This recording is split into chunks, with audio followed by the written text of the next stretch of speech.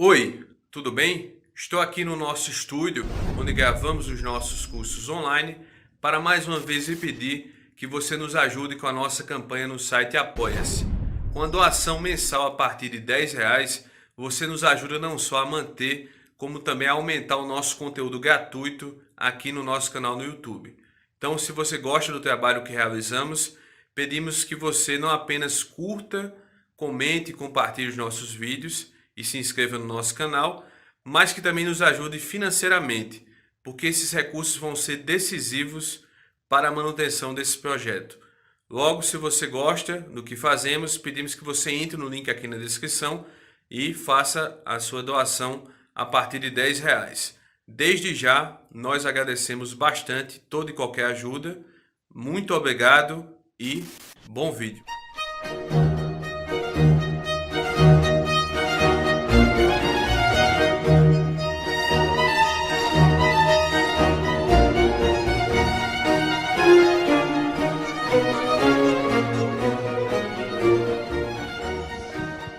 Bem, pessoal, as folhas serão distribuídas aí. Eu fiz pouco do nosso evento, Felipe, perdão. Acho que eu imprimi umas 40 só, certo? Quem tiver de casal, fique juntinho aí do coleguinha e passa a folha adiante. Eu acho que vai dar para todo mundo ficar satisfeito. Vamos lá. Muita coisa do que o Felipe falou aqui já vai me ajudar bastante e vai adiantar muito o assunto. Algo que ele estava terminando e mencionou é o seguinte: como é que você recupera? Né? Ele falou da tragédia das coisas, né? Mas como é que você recupera se você já está tão mergulhado nisso? É aquela velha história, né? O peixe não senta a água. O cara está tão mergulhado nesse tipo de coisa, como é que ele consegue sair disso? E nós temos um sério problema, que é o seguinte: a tradição foi quebrada. Isso já aconteceu antes. Vocês conhecem uma cidade aqui da Paraíba, né, que fica ali vizinha ao Sol, chamada Pombal. E Pombal, nós tivemos um ditador chamado Marquês de Pombal, um homem terrível, e que ele fez uma coisa muito ruim, que foi a expulsão dos jesuítas, né? Ele perseguiu a ordem dos jesuítas, fundada por Santo Inácio de Loyola, perseguiu tanto na Europa como aqui no Brasil. E no Brasil ele praticamente expulsou os jesuítas, só que tinha um problema: os jesuítas eram responsáveis por basicamente toda a educação do país.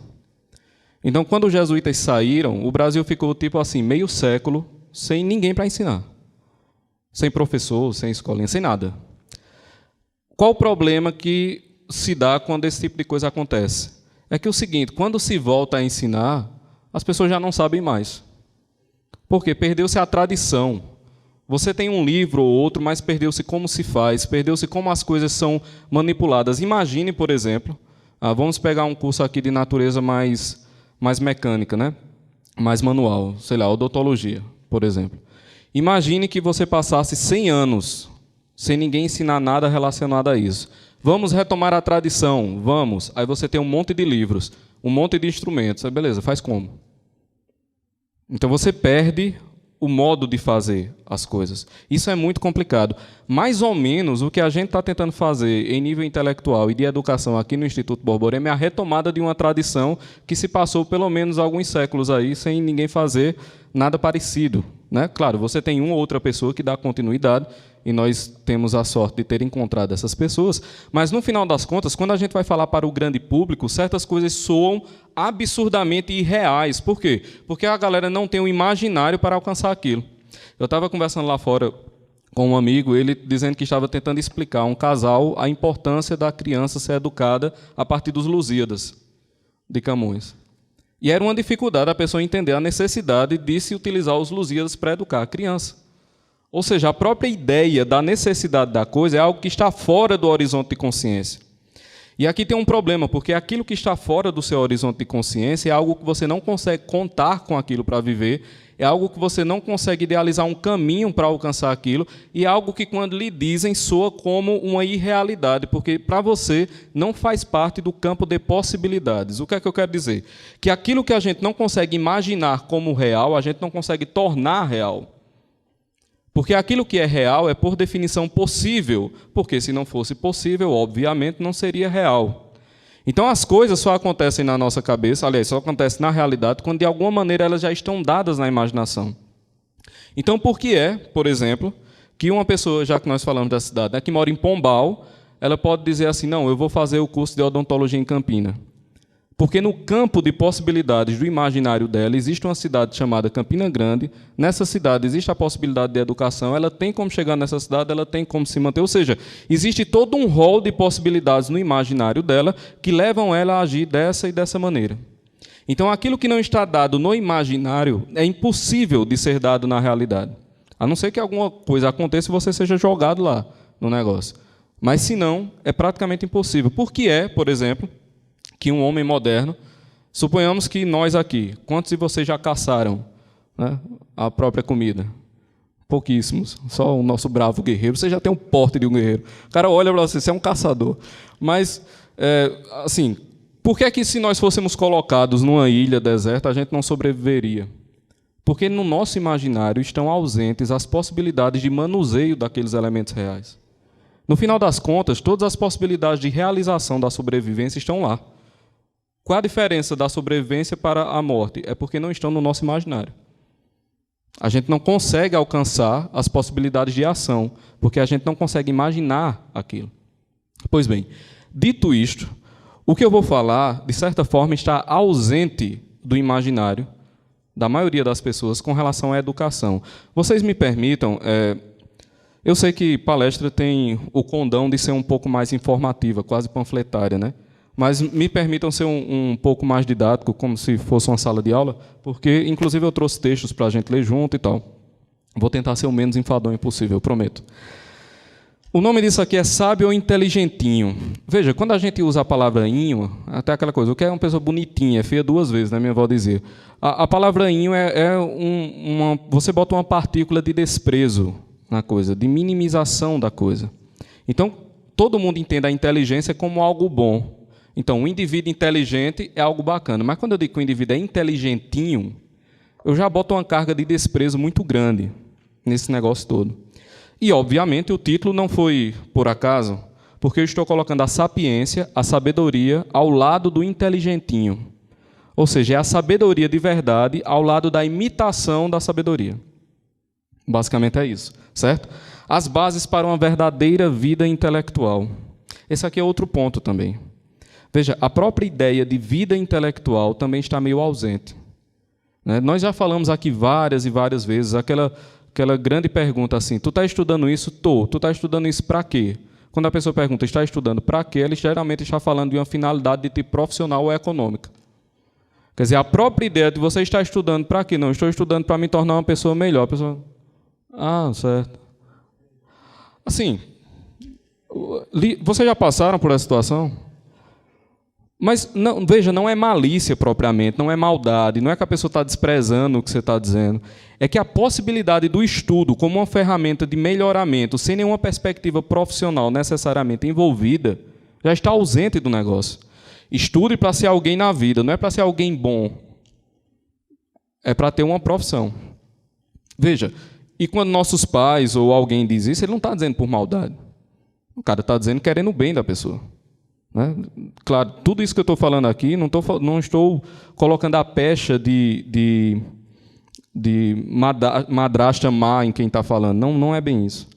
Mas é um dado, é um fato. As coisas acontecem dessa maneira. Então, a ideia de vida intelectual tem que ser retomada. Se a gente não tem a ideia de vida intelectual, fica difícil, inclusive, a ideia de sabedoria. Fica muito complicado. E nós vamos ver que não existe e não existe vida intelectual de verdade sem sabedoria. Né? Os problemas que Filipe relatou aqui, todos eles podem ser sanados pelo conhecimento do que é a verdadeira sabedoria. Então, sem mais arrodeios, vamos embora. Deixa eu passar para cá. Bem, e como é que eu vou começar falando disso? Veja, eu vou tomar o inteligentinho como um modelo da modernidade, como uma consequência, um sintoma do mundo moderno. Só que, para falar do mundo moderno, eu vou falar de algumas críticas e de algumas características do mundo moderno. As críticas e as características do mundo moderno criticadas eu tirei de São João XXIII, na abertura do Concílio Vaticano II, e de algumas outras pessoas mais. Mas algo interessante é o seguinte, nesse discurso, 1959, certo? São João 23 está dizendo assim, ó, o bispo de Roma, que é ele, né? Ele olha para o mundo. O que é que ele encontra? Um espetáculo triste. Por quê? Tal, diante do abuso da liberdade. Ah, vocês estão conseguindo ler? Não? Não tem nada não, escuta. Cadê? O mundo volta-se todo em busca dos pretensos bens da terra, e aqui vem uma coisa importante, sob a tentação e a atração das vantagens da ordem material que o progresso da técnica moderna engrandece e exalta. Veja, um dos problemas inteiros da modernidade é a crença louca, maluca, no progresso da técnica, como se dominar uma técnica fosse dominar um conhecimento, fosse ter sabedoria. Não é. Você pode manipular tecnicamente as coisas sem jamais saber o que aquela coisa é de verdade. Estou lá, batendo pedra aqui o tempo todo. Eu serei, suponhamos, eu estou há 10 mil anos atrás, lá no meio da Austrália, um aborígene batendo pedra para se aquecer à noite. Ele seria capaz de explicar os mecanismos da combustão, os mecanismos da mineralogia? Não, mas ele domina uma técnica que envolve combustão e envolve a qualidade do minério.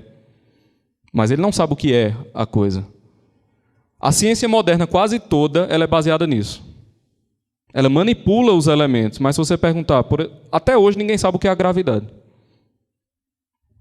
E aí? Dê uma definição do que é a luz? Isso seria conhecimento. O que a coisa é? Ah, eu sou psicólogo. Cara, eu domino várias técnicas. Fantástico. O que é o homem? Eu sou médico. Ah, maravilhoso. Domina todas as técnicas. O que é a vida? Ah, eu sou advogado. Cara, fantástico. O que é a justiça? Vocês percebem? A manipulação técnica não necessariamente ela lhe dá conhecimento sobre a coisa. E aí, São João 23 continua. Isso aqui é fantástico. Todo este progresso, olha essa palavra, enquanto distrai o homem. O que é a distração, minha gente? Na distração, a coisa para a qual você deveria dar atenção está presente, você apenas está distraído dela. É você que se afasta da coisa, mas a coisa sempre está lá. Enquanto distrai o homem da procura dos bens superiores. Pedro, eu não acredito em vida eterna, não tem problema. Pense em bens superiores como, não no sentido espiritual. Inclusive, eu recomendaria que pensasse, para todo mundo que vai assistir esse vídeo no YouTube, que não acredita em Deus, acredite. Faz mais sentido. Mas pense em coisas elevadas, certo? Enquanto distrai o homem da procura dos bens superiores, debilita as energias do espírito, enfraquece a pessoa. Com grave prejuízo daquilo que constitui a força de resistência da igreja e de seus filhos aos erros. Erros que no curso da história do cristianismo sempre levará à decadência espiritual e moral. Isso aqui não é nenhum espanto um Papa falar, mas tem um outro ponto que ele diz aqui. A ruína das nações. Ou seja, o que ele está dizendo, na verdade, é que os efeitos dessa adoração da técnica não levam apenas à ruína moral e espiritual, mas à ruína de nações inteiras. Ora, nações são constituídas por povos e têm relações militares, econômicas, sociais, políticas, etc., etc. Ou seja, o que ele está dizendo é que esse tipo de adoração da técnica leva à ruína de tudo o que existe, não só no homem, sua parte física e moral, mas também no conjunto da sociedade. Me parece uma coisa muito grave. Algo que é capaz de fazer isso é um negócio muito grave. Mais para frente, São João 23, ele trabalhou junto com o Papa Pio XII, né, salvando os judeus. Tem uma palestra aqui no Instituto. Como é o nome da palestra, Matheus? Sim, o mito... Isso, obrigado. É que eu dei o nome da palestra, esqueci. O mito de Cassandra, né, falando sobre a espiral do silêncio. Lá eu explico como é que Pio XII saiu de defensor dos judeus que ele era, inclusive o rabino-chefe, né, de Roma, se converteu ao cristianismo e adotou um nome, se eu não me engano, ele se tornou...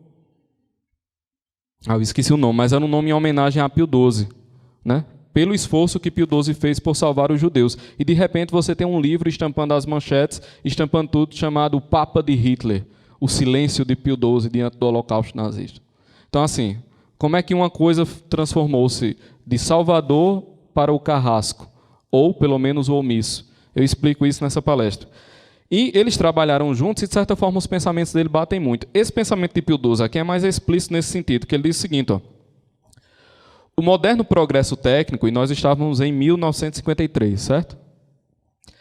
O moderno processo técnico, em suas múltiplas aplicações... Felipe, eu tenho que ter aula contigo, não estou conseguindo ler, não. Em suas múltiplas aplicações, com a absoluta confiança que infunde, com as inexauríveis possibilidades que promete, estende diante dos olhos do homem de nossa época uma visão tão vasta que para muitos passa a ser confundida com o próprio infinito. O que é estar no inferno? É pensar por engano que está no céu. Isso é a loucura da técnica. A pessoa, ela se fecha naquele mundinho específico e acha que aquele mundinho é o infinito inteiro. Então ela acha que está nos píncaros do conhecimento, quando na verdade ela está numa caverna bem pequenininha, lá embaixo, escura, com um pontinho de luz, que é aquele pontinho de luz que ela enxerga. Bem, via de regra, guardadas as exceções, né, que honram a regra inteira, essa é a Universidade Brasileira. Aliás, a Universidade Mundial, né, porque esse é o método de pensamento do Ocidente. Vamos mais para frente. Cadê? Isso. Ele diz o seguinte, que uma das... Eita, tem que vir para cá, né, Moisés? Uma das características dessa adoração da técnica são esses 3 pontos aqui. Vejam, minha gente, se isso daqui não é o currículo no sentido do pensamento formador que a gente teve ao longo da vida toda. Todo mundo aqui. Todo mundo que passou pelo sistema educacional. Primeiro ponto. Considerar como o mais alto valor do homem e da vida humana extrair o maior proveito possível das forças e dos elementos naturais. Veja, se alguém consegue fazer isso, para a mentalidade moderna, ele alcançou o máximo que o homem consegue alcançar. Fixar como objetivos preferenciais a todas as demais atividades humanas o desenvolvimento de novas tecnologias de produção de bens materiais.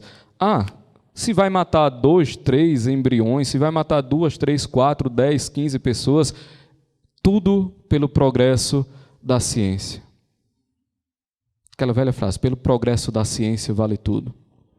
Por fim, colocar nesses processos a perfeição da cultura e da felicidade terrena. Uma vez eu estava discutindo com um familiar meu, falando sobre como a teologia hoje é, assim, comparada como era, é um negócio que você não tem nem medida, nem escala, né? Se você pega, por exemplo, a Suma Teológica, ela é um tratado para iniciantes na teologia. Você dá a Suma Teológica para a maioria das pessoas que estão no seminário, capaz de o cara ter um AVC na 5ª página. E assim, não estou falando nem como xingamento, não, é porque a pessoa não tem treinamento para conseguir ler aquilo, entende? E eu estou falando, assim, leitura já traduzida na língua. Se você for pegar no original, aí lascou tudo.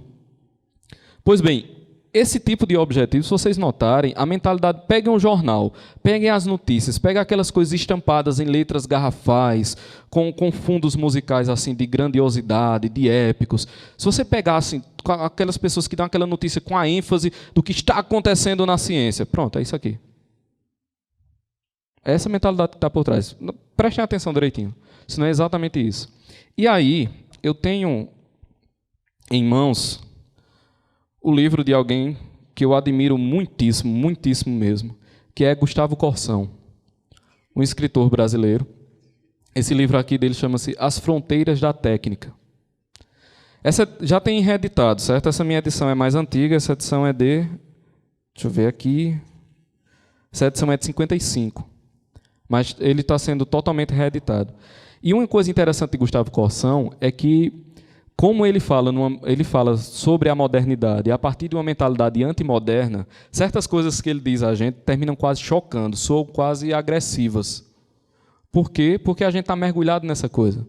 Só que, geralmente, o que acontece com ele é o seguinte, o cara lê, aí você percebe lá no fundo que ele tem uma dose de razão, mas aquilo é tão agressivo que o cara fala, esse bicho só pode estar doido. Aí depois você para meditar um pouquinho e fala, mas rapaz, eu acho que ele está certo. Sabe aquela pessoa que ela está tão certa que ela lhe irrita? Porque você não consegue mostrar que ela está errada. Veja, não tem pessoa mais irritante que a pessoa que está certa. A pessoa certa, e não só, a pessoa que está certa e que prova que está certa. Essa é insuportável. Porque você está lá com raiva da pessoa, porque você não pode o raciocínio dela blindou o negócio. Você não tem o que fazer mais, você só pode espernear ou rejeitar. Mas quando você chega em casa e diz, rapaz, fulano estava certo. É meio essa a sensação com o Gustavo Corsão, sabe? E eu trouxe meu marcador de texto. Eu trouxe um trecho do que ele fala aqui, logo no iniciozinho do livro, que ele diz o seguinte, sobre a técnica, ele diz que se ela é positiva ou negativa, né? A vontade do homem determina o seu uso, e não quando a inteligência determina a sua forma. Olha a coisa fantástica.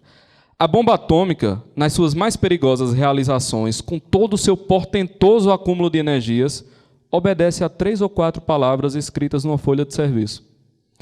É um leviatã dócil. Quem nem sempre é dócil é o homem que assina a ordem de serviço. E aqui ele diz a frase que eu acho fantástica. Certas pessoas têm medo da técnica e da bomba. Eu tenho medo do memorando. Exatamente isso. E ele fala, mais perigoso do que uma bomba atômica é um professor de filosofia. Porque a bomba atômica ela não se movimenta por vontade própria. Mas a filosofia que vai moldar a mente das pessoas, essa pode jogar uma bomba atômica e se achar completamente livre de culpa moral. Então, quando a gente pega essa adoração da técnica, ela termina invariavelmente levando à eliminação do homem. É a substituição dos mecanismos, aliás, é a substituição do homem pelos mecanismos. Qual uma coisa assim, uma consequência meio banal desse tipo de pensamento que eu levei esses últimos minutos aqui para falar? Eu vou falar isso aqui já depois. Cadê? Olavo. Eu botei aqui. Pronto, eu volto. Prefeitura de Maracajá, que eu não sei nem onde é, entrega 700 tablets para alunos e professores. A ideia é melhorar o ensino. Meu filho, não vai não. Porque o tablet, ele não é nada. Na verdade, ele é capaz de atrapalhar o ensino. Achar que ter um mecanismo nas mãos levará invariavelmente ao crescimento da inteligência me parece uma fórmula mágica. Eu não acho que ninguém consegue se alfabetizar porque tem um tablet. Eu não acho que ninguém consegue ser mais sábio porque tem um tablet. Absolutamente. Só que isso é passado às pessoas como se fosse um avanço educacional. O negócio é esse. E as pessoas que fazem isso têm certeza que estão ajudando o aluno. A minha pergunta é, quantos tablets Aristóteles precisou para educar Alexandre? E Platão? E Santo Tomás de Aquino? Quantas vezes Shakespeare viu um tablet? Quanto Shakespeare a gente tem nessa escola que recebeu 700 tablets? A questão não é a técnica, entende? Só que quando você bota essa crença na técnica, lascou. Porque você termina voltando para um emburrecimento total. Deixa eu voltar aqui mais um pouco. Diz o seguinte, olha só. Essa daqui é a instrução, não, é a encíclica Gaudium Spes, eu acho que é essa a pronúncia, né, Felipe? Felipe? Oi. Gaudium Spes, né, a do Vaticano II. Que ele diz, uma das coisas que ele diz é o seguinte, ó, que participando da luz da inteligência divina, com razão pensa o homem que supera pela inteligência o universo. Mas aqui tem um problema. A inteligência não se limita ao domínio dos fenômenos. Esse é o ponto. Aquilo que é sensível, aquilo que é aparente. A inteligência não se limita a isso. Se você limitar a inteligência a isso, meu Deus do céu. Assim, você está enjaulando numa caixa de 50 centímetros um leão de 15 metros. Entendeu? Simplesmente não dá. E ele fala aqui um ponto que é o seguinte, ó. Finalmente, a natureza espiritual da pessoa humana encontra e deve encontrar a sua perfeição na sabedoria. O que é que a sabedoria vai fazer? Atrai o espírito do homem à busca e amor da verdade e do bem, e aqui um ponto, e graças à qual ele é levado por meio das coisas visíveis até as invisíveis. Aqui a gente começou a conhecer. Novamente, mas eu não acredito no mundo espiritual. Sim, meu querido, mas, por exemplo, seu pensamento é visível, seu sentimento é visível, a beleza em sua forma abstrata ela é visível, o conceito das coisas é visível? Não. Então, entenda nesse sentido, certo? Vamos mais para frente. Eu vou dar uma passada aqui. O mestre Olavo fala uma coisa interessantíssima. Isso é um artigo de 2003. Se eu não me engano, o nome do artigo é O Orgulho do Fracasso. quando ele diz que língua, religião e alta cultura precedem o desenvolvimento econômico e político, e não é o contrário. Esse é um problema, por exemplo, do brasileiro. A gente acha que quando tiver dinheiro vai resolver tudo. O problema é que dinheiro na mão dos idiotas é loucura. Assim, às vezes a providência é tão boa que deixa a gente na pobreza, porque se tivéssemos dinheiro, misericórdia, tudo se destruiria. Porque dinheiro é meio de realização.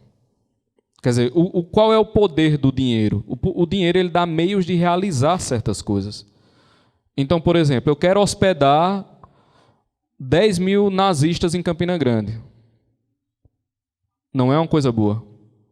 Mas se eu tenho dinheiro, eu compro um hotel, 2 hotéis, 3 hotéis e consigo realizar aquele meu intento. Se meu intento é bom ou ruim, isso é irrelevante para o dinheiro, porque ele dá apenas os meios de realização.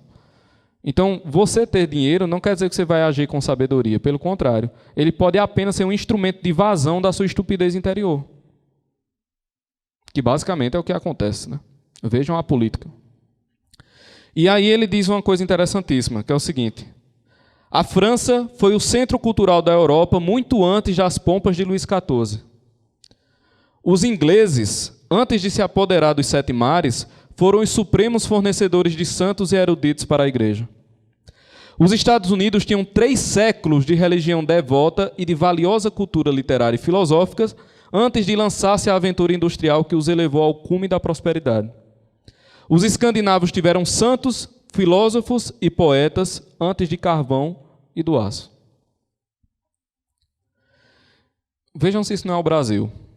E aqui ele diz: o pragmatismo grosso, a superficialidade da experiência religiosa, o desprezo pelo conhecimento, a redução das atividades do espírito ao mínimo necessário para a conquista do emprego, inclusive universitário, a subordinação da inteligência aos interesses partidários, tais são as causas estruturais e constantes do fracasso desse povo.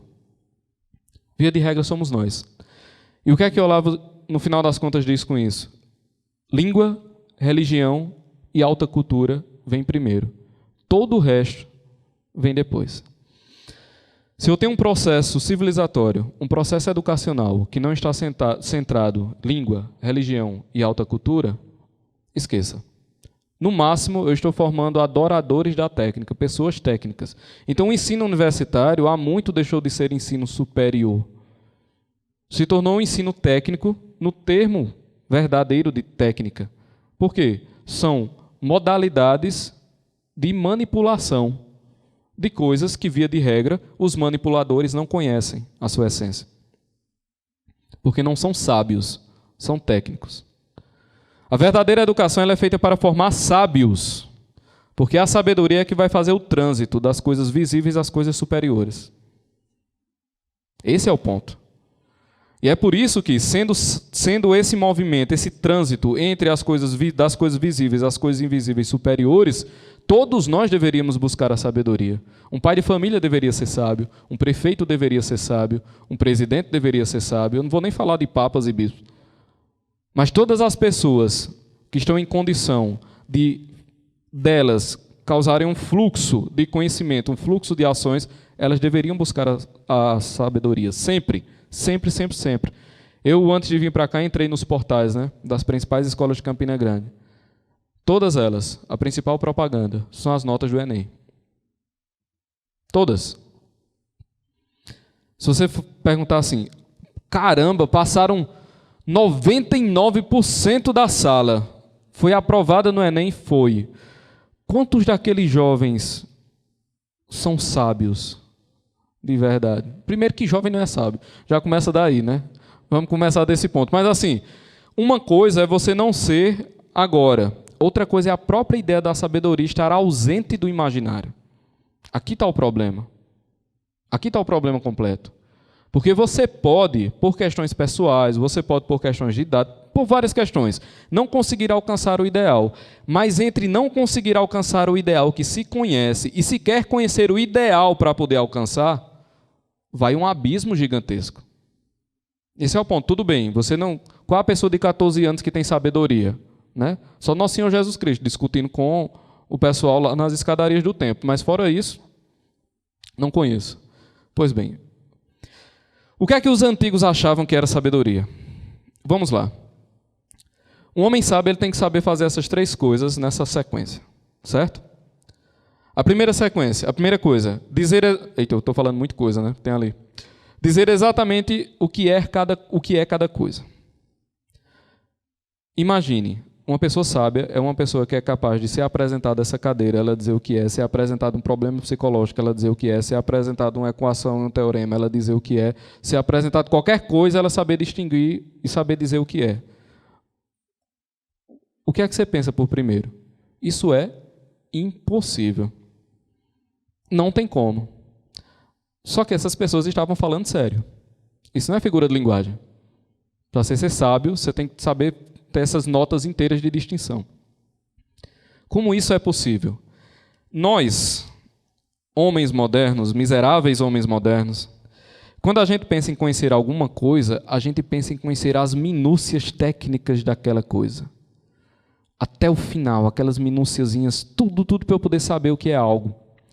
Só que isso não necessariamente é o conhecimento. Tem um livro aqui, A Invasão Vertical dos Bárbaros, de Mário Ferreira dos Santos. Ele mostra como a barbárie entrou na nossa civilização, né? E tem vários pontos de barbárie. Um dos pontos de barbárie, uma coisa interessante assim, quando você vai lendo muitas pessoas sábias, é que você vai vendo que elas estão falando a mesma coisa de maneiras distintas. E ele diz que um dos pontos de barbárie é o seguinte: primeiro, a ridicularização do inteligente, a barbarização da ciência e da técnica, mais uma outra coisa, a luta contra a universalização do conhecimento. Isso é um sintoma de barbárie. E aqui ele diz assim, ó, vamos pegar o conhecimento de astronomia que alguém tinha no século XIX. Imagine o que seria necessário para você conhecer tudo de astronomia hoje.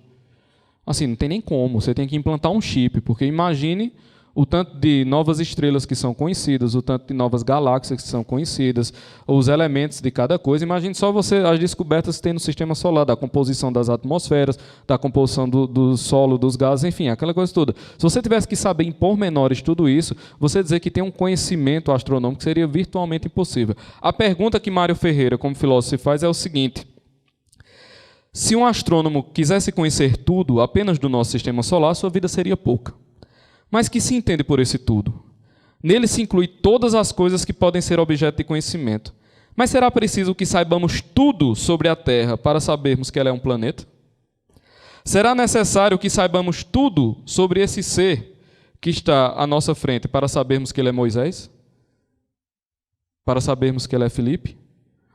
Saber, então, na verdade, a sabedoria sobre o objeto é conhecê-lo na sua essência, não nos seus acidentes. Então, vamos lá. Eu tenho aqui 2 livros, Mário Ferreira e Gustavo Corsão.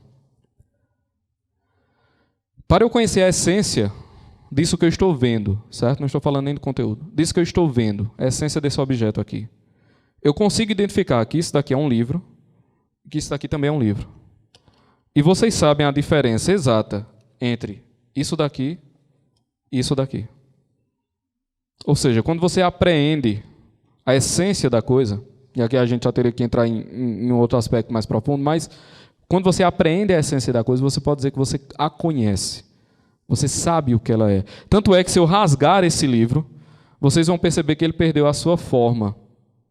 Então você não vai mais perceber a essência livresca, por assim dizer, do livro.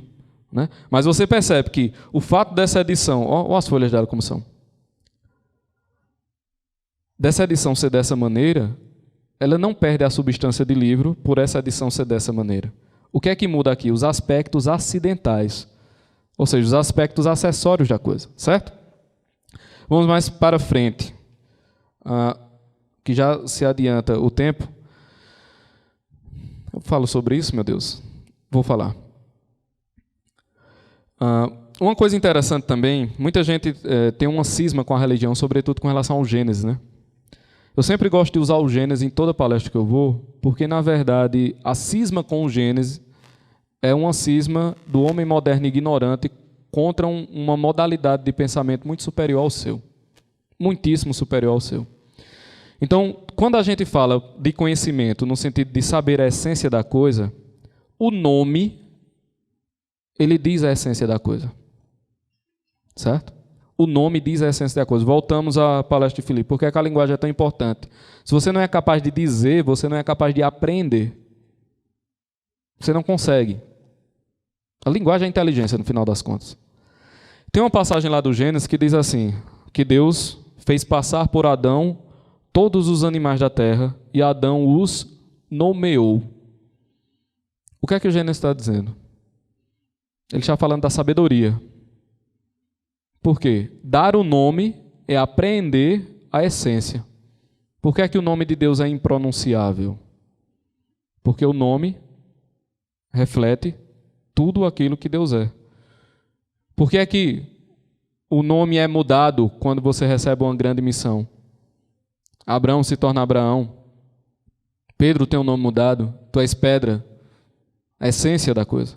O nome revela a essência. É isso que essa passagem do Gênesis está dizendo. A sabedoria. Pois bem, saber dizer exatamente o que é cada coisa, de tudo. Mas não só. Vamos para frente. Eita, eu dei uma pulada aqui de Santo Tomás de Aquino para Ítalo Marcelo. Não só você tem que saber o que é. Vamos, meu filho. Mas você tem que conhecer olha que coisa bonita, inter-relação causal entre elas. Como é que a gente vai demonstrar isso? Ponham suas folhinhas no colo. E uma pessoa vai tirar do colo e me dar, porque eu fiquei sem. Quem se voluntaria? Obrigado, Paulinho. Olha só.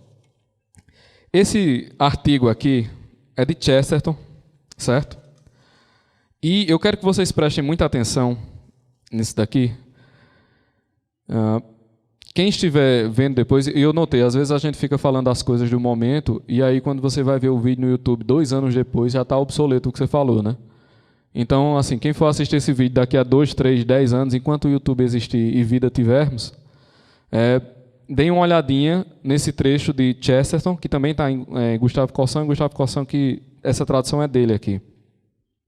Diz o seguinte: ele está falando de uma crise de piolhos que encontraram uma solução fantástica para a crise de piolhos, já que você também mencionou a Revolução Industrial, né? Aquele início que era uma loucura, né?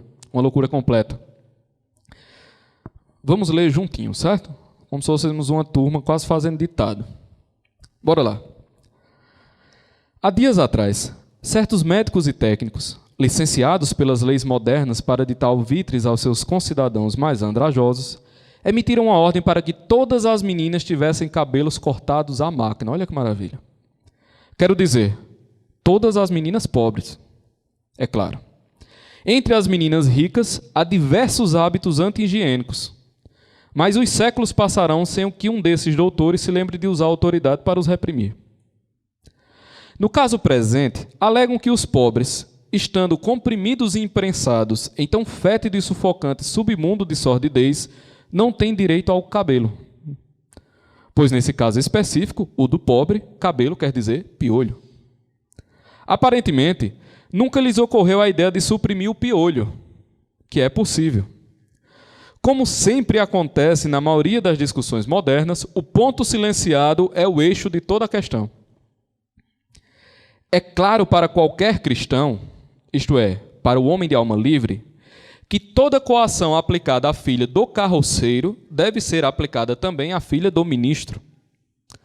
Não perderei tempo em perguntar por que não aplicam eles seus decretos às filhas dos ministros. Não pergunto porque já sei. Eles não ousam. Mas qual é a desculpa que apresentam? Qual é o plausível argumento que invocam para tosquiar as crianças pobres e não as ricas? Talvez aleguem que a praga seja mais provável nos cabelos de gente pobre. Mas por quê? Porque as crianças pobres estão obrigadas, contra todos os instintos domésticos das classes trabalhadoras, a se apinharem em salas apertadas sob um sistema de instrução pública desvairadamente inócuo, e porque uma em 40 tem piolhos. Ele está falando aqui da escola, certo? Ou seja, é a mesma coisa. Né? Tirando os piolhos às vezes. Mas de resto é a mesma coisa. Mas por quê? Porque o homem pobre vive tão oprimido e comprimido e deprimido pelo proprietário e pelo patrão que sua mulher também é obrigada a se alugar. Por conseguinte, ela não tem tempo de olhar pelos filhos. E por conseguinte, 1 em 40 é sujo. Por causa de um proprietário que está sentado em cima de seu estômago e de um mestre de escola que está sentado em cima de sua cabeça, o trabalhador não tem o direito de ter uma filha de cabelos compridos, que serão necessariamente descuidados por pobreza, infectados por promiscuidade e finalmente abolidos por higiene. Ele tem garbo dos cabelos de sua filha, mas isso não importa. O médico sociológico segue sua retilínea trajetória. Quando uma crapulosa tirania empurra os homens para dentro da imundície, a ponto de ficarem imundos os próprios cabelos, as providências científicas são extremamente simples. Seria longo e laborioso cortar as cabeças dos tiranos. É mais fácil cortar os cabelos dos escravos. E nesse andar, se acontecer amanhã que as crianças pobres chorem com dor de dente, perturbando o mestre-escola ou exasperando algum delicado cavalheiro, será mais fácil extrair os dentes do pobre. Se são as unhas que estão sujas a ponto de causar nojo, são as unhas que devem ser arrancadas. Se é o nariz que se mostra indecentemente encatarrado, corte-se o nariz. Assim, a fisionomia de nossos humildes concidadãos ficará dia a dia mais simplificada. Tudo isso é absurdo e demente, dirão. Mas não é mais absurdo e mais demente um só milímetro do que a cena real e legal. Um médico entra hoje na casa de um homem livre, cuja filha tem uma cabeça mais limpa do que as flores dos campos, pelo santo mérito de sua mãe, e ordena que lhe cortem os cabelos. Nunca lembrou essa gente que a lição dos piolhos apanhados nos cortiços é um defeito dos cortiços e não dos cabelos. O cabelo, o mínimo que se pode dizer dele é que é um bem de raiz. E, na verdade, é somente por essas instituições eternas, como o cabelo, que podemos tirar uma prova dessas instituições efêmeras, como o império.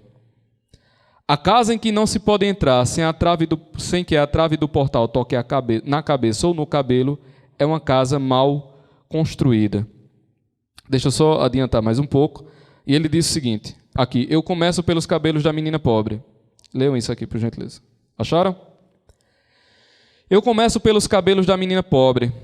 Isto eu sei que é bom. Que é bom seja como for. Qualquer outra coisa poderá ser discutida e considerada má. A satisfação de uma boa mãe pela beleza de sua filha é boa. É uma dessas adamantinas ternuras que são a pedra de toque nas épocas e nas raças. Se há por aí outras coisas que a isto se oponham, essas outras coisas devem desaparecer. Se os senhorios, as leis e a ciência se opõem, os senhorios, as leis e as ciências devem desaparecer. Eu começo pelo cabelo daquela menina ruiva que justamente vejo passar. Com os cabelos cor de fogo daquela menina, eu faria um incêndio de toda a orgulhosa civilização moderna. A menina deve ficar com seus cabelos, deve guardá-los. E porque deve ficar com seus cabelos, deverão ser cabelos limpos. E porque devem ser limpos os cabelos da menina, sua mãe deverá ser folgada e livre.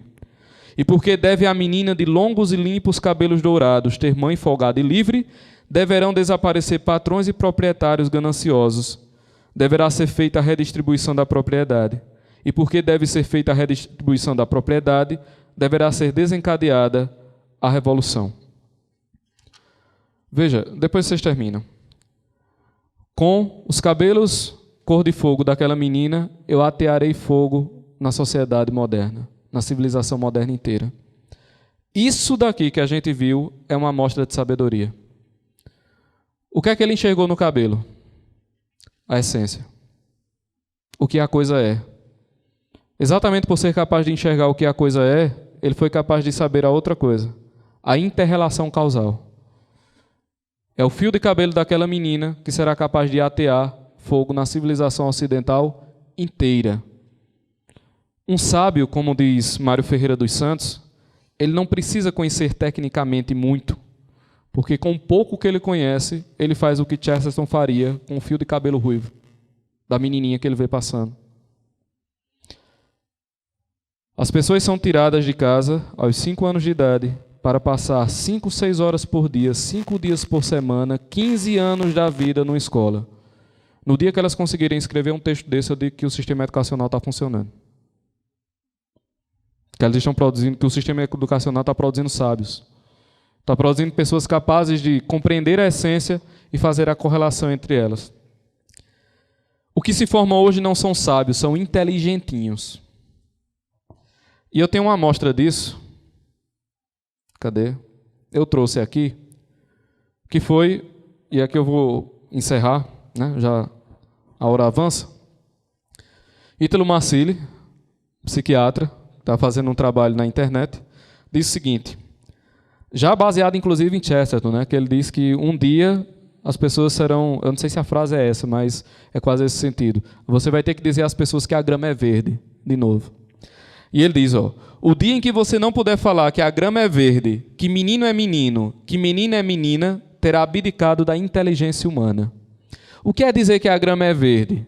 É falar da essência da coisa. O que é dizer que menino é menino? É falar da essência da coisa. O que é dizer que menina é menina? É falar da essência da coisa. O que é que ele está dizendo? No dia que você não puder falar isso, você terá abdicado da inteligência humana. Porque esse movimento de sabedoria é a verdadeira inteligência. Qual foi a resposta recebida? Vocês não vão conseguir ler, nem eu. Deixa eu chegar mais perto aqui. Moisés, posso ficar daqui? Pode? Diz o seguinte, o cara bota kkkk. Já começa assim, né? Naquela tentativa de zombaria. Como diria o meu caro professor Olavo, risada de puta não é argumento. KKKKK. De fato, Ítalo, inteligência, sem dúvida, é pensar coisas lineares. Olha o que é que... Já começa aqui a confusão. Ele pegou uma imagem geométrica, que ele não sabe o que significa, para aplicar em uma outra estrutura de linguagem e pensamento que ele também não sabe o que significa. Mas como ele tem na cabeça linear, deve ser uma coisa certa, aí ele usa a palavra e acha que entendeu. É pensar coisas lineares. Ignorar que a grama seca quando não chove e fica amarela. É um gênio.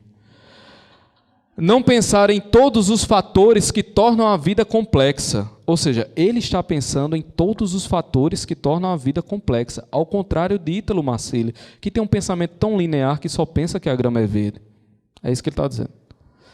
Acho que alguém precisa, de fato, vir para o mundo real. Ou seja, dizer que a grama é verde é uma prova de que você não consegue aprender o real, e o que ele está falando, a complexidade do mundo, como, por exemplo, a mudança da grama verde em seca quando não chove, isso é o ápice da realidade. Começa com kkkk. Aí vai mais para baixo. A resposta de Ítalo, e aqui onde eu digo, as pessoas não estão entendendo esse cara. Peguem tudo que eu falei até agora, certo? E apliquem como chave de compreensão desse pequeno trecho. Pois bem, esta é precisamente a imbecilidade de nosso tempo. Ele não está falando cronologicamente de 2019. Ele está falando do pensamento moderno. E vocês vão ver mais para frente. Esta é precisamente a imbecilidade do nosso tempo, que não sabendo reconhecer a dignidade de cada ente, ou seja, o para que foi feito, declara que as anomalias e degenerações de cada um são a sua perfeição.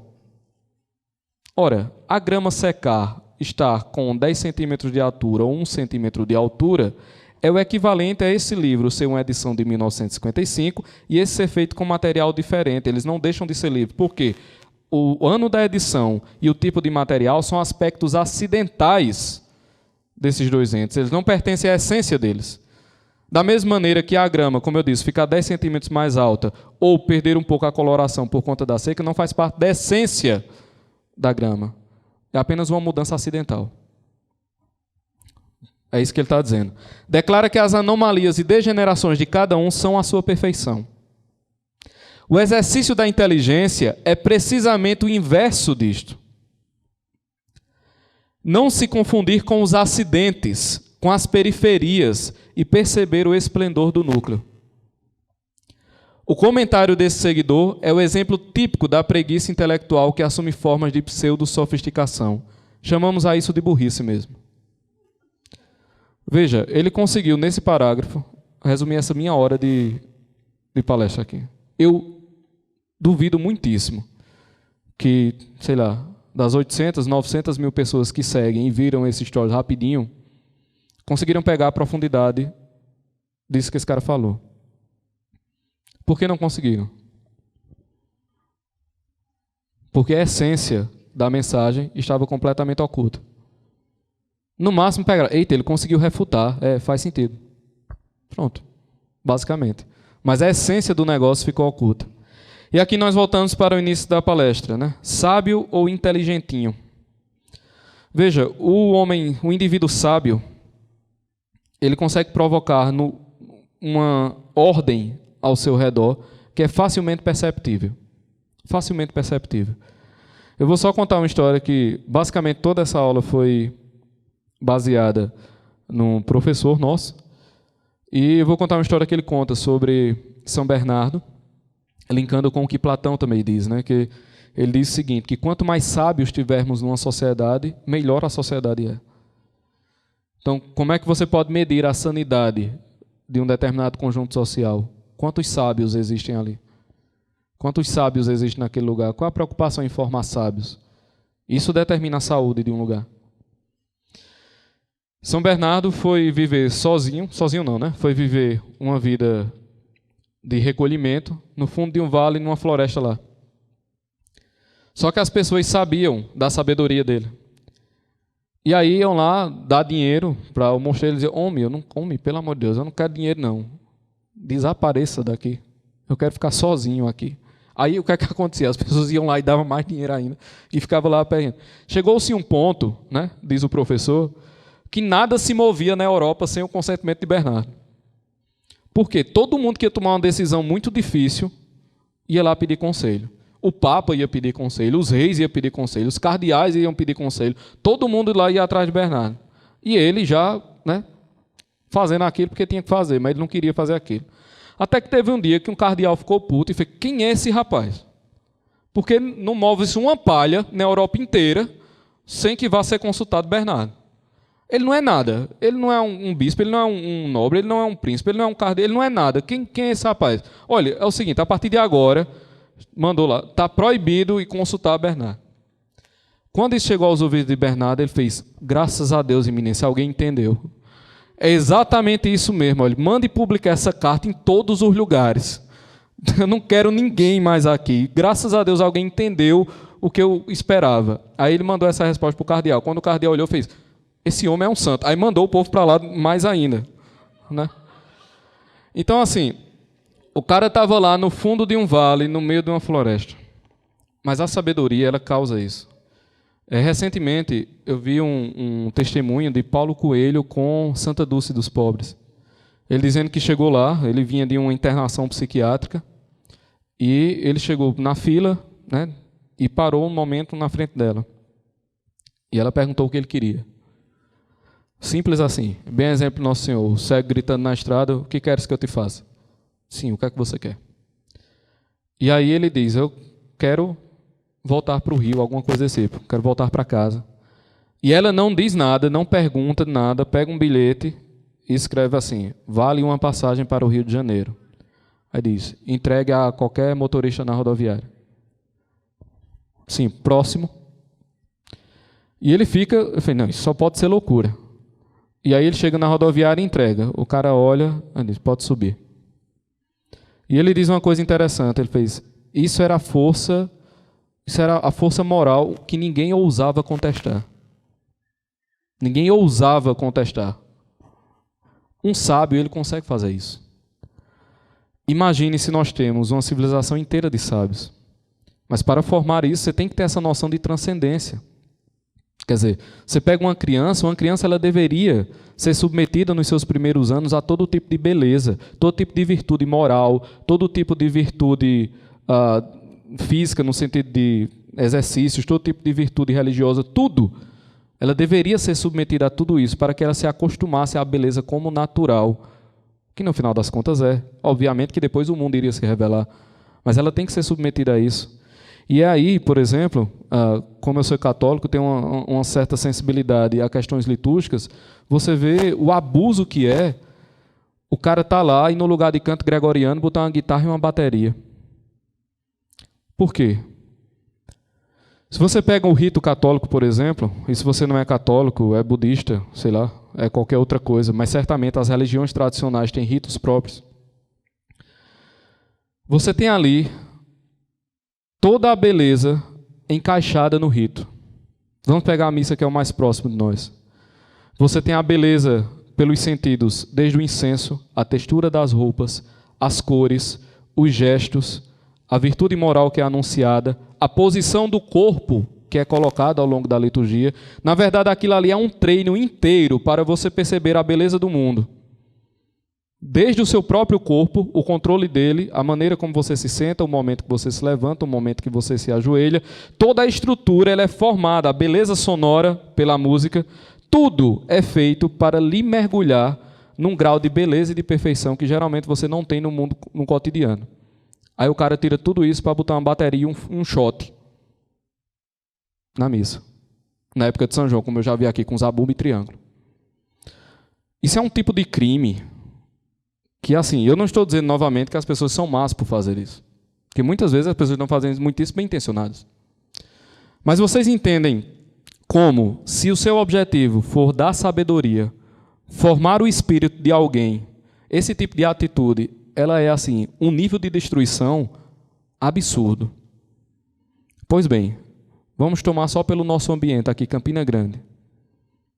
Você paga R$1.000 por mês para o seu filho sair um cientificista, evolucionista ateu, adorador da técnica, desprezando a sabedoria e os valores tradicionais e encantado pela feiura e pelo passinho.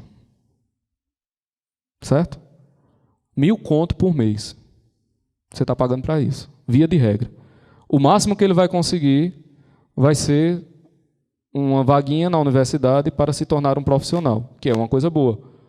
Só que isso deveria ser uma parte da instrução. Porque é simples, meu querido, quem pode o mais, pode o menos. Vocês acham que se ressuscitasse Aristóteles aqui, ressuscitasse Mário Ferreira dos Santos, Gustavo Corsão e dissesse, você tem 6 meses para passar no Enem. Você está de brincadeira comigo? Vocês acham que qualquer coisa seria difícil para essa gente? Não é só porque eles eram geniais, não, que eram também. Mas é porque tudo já estava muito claro. Veja, a essência das coisas estava mais clara na cabeça deles. Se você forma para o mais, a pessoa consegue o menos. E aí a gente entra no que Filipe estava falando. Veja, toda a estrutura de ensino é voltada para a superficialidade e não para a essência. E a pessoa fica fazendo essas brincadeirinhas acidentais com os elementos, acreditando que a manipulação dá a ele direito sobre a coisa. Então ele acha que sabe, ele acha que tem um direito divino do conhecimento, porque ele sabe fazer uma besteirinha de manipulação com aquele ente. Isso é loucura, mas isso é o sistema moderno. É por isso que nós não temos sábios, nós temos inteligentinhos. O que é uma pena, porque muitos inteligentinhos são inteligentes, só que ficam estúpidos. É um processo de estupidificação em série, em massa. É um assassinato em série de talentos e de potenciais. Veja, se a gente olhar direitinho, isto é um ensino. E eu não estou falando escolas públicas, não. Eu estou falando das top, certo? Top do top. Por quê? Porque isso é uma decadência civilizacional. Se a gente não restaurar essa consciência da sabedoria, nada mais poderá ser feito. Nada, esqueçam. Nada mais vai poder ser feito. E, obviamente, isso não começa com a restauração dos outros. Né? É sempre aquela velha história. O analfabetismo funcional é um problema. Tem muita gente assim. Muita gente não, é você. Muita gente. É o cara mesmo. Né? Então, assim, a restauração não é a restauração extramuros. Também. Mas é principalmente o senso de que a sabedoria deve ser algo a ser buscado, é algo que nós temos como fazer, porque dá para fazer. Se você tem ela no imaginário, dá para traçar um caminho para buscá-la, e é um dever de vida, porque não fazer isso é a morte do espírito, né? E o espírito é o espírito que dá a vida. Se não, não significa nada. Senão a gente vai estar feito aqueles ricaços da Califórnia congelando o corpo para tentar sobreviver daqui a 150 anos. Num corpo robótico. Basicamente é isso. Bem, minha gente, muitíssimo obrigado e era isto. Até a próxima.